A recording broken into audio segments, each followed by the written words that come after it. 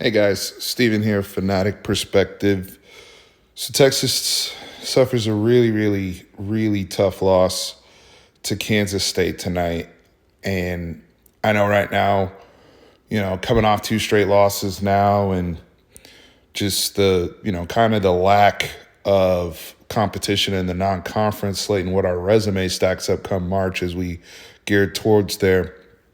A lot of people concerned in this first year right now with Chris Beard.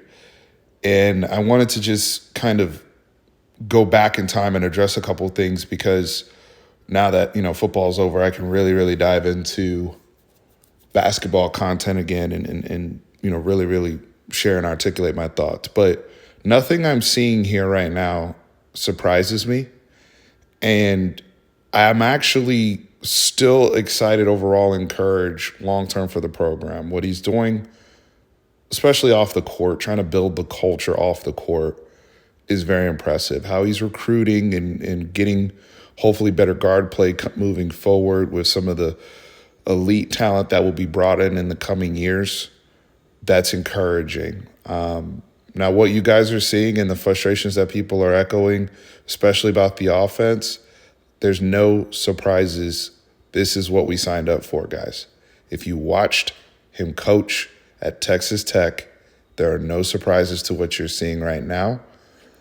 And ultimately, the judgment comes, this team's going to have to turn around a Big 12 play. This is a hell of a league, and it has been.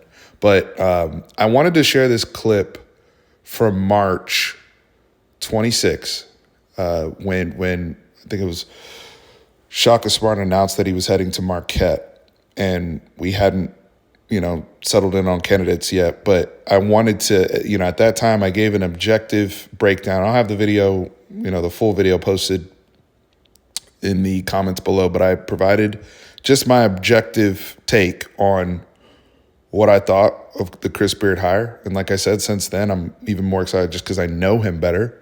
But nothing we're seeing, and this is kind of the valley we're going through right now, nothing we're seeing right now is surprising to me. So take a look at this clip and, check it out. March 26, 2021, so 9 months ago, my thoughts on Chris Beard before he was hired. Fan base want, and depending on what inside reports, might already be the leading candidate, and is the name we've been talking about for a while.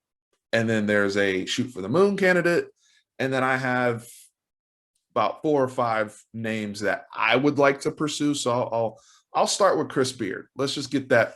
Let's start with the elephant in the room. Chris Beard, Texas Tech.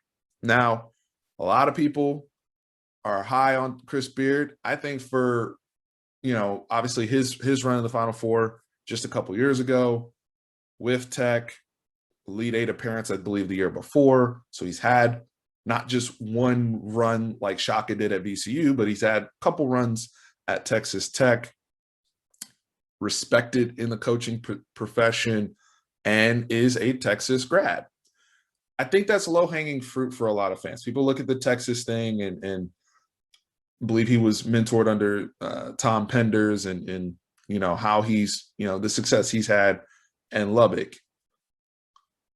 But a few things here. Chris Beard is already the 3rd highest paid basketball coach, and I believe in all of college basketball. So actually makes more money than Shaka Smart did. I believe Chris Beard was at $4.5 million a year. Shaka was around 3.3.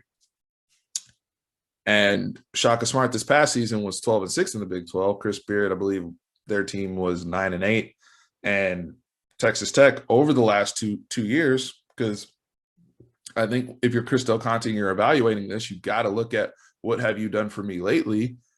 Tech is 1 game over 500 in the Big 12 in the last 2 years.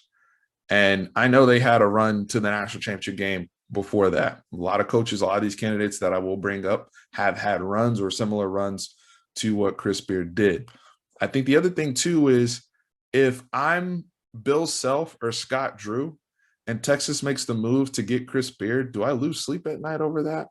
Because to me, Chris Beard is not a better basketball coach than either of those two. And I don't think he's relatively on their level of coaching. And the reason why I say that is because Chris Beard, fundamentally He's been a defensive-minded coach like a Shaka Smart was previously, and Texas Tech has had issues with their sets, with their spacing, offensively too much ISO ball, end of game, out of timeout plays and all those things. I watch a lot of Tech ball because I'm a Texas fan and we're crossing paths all the time.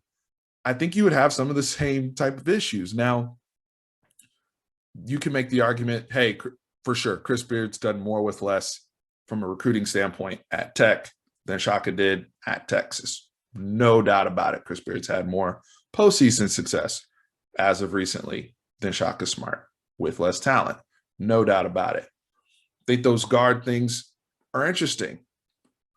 Shaka Smart made a mistake in evaluation going, I believe it was Jacob Young over Carson Edwards. Texas ends up with Carson Edwards, who became a first-round pick to the Boston Celtics. Maybe that script is different. Maybe Shaka Smart's script is different if Isaiah Taylor stays another year. Don't know.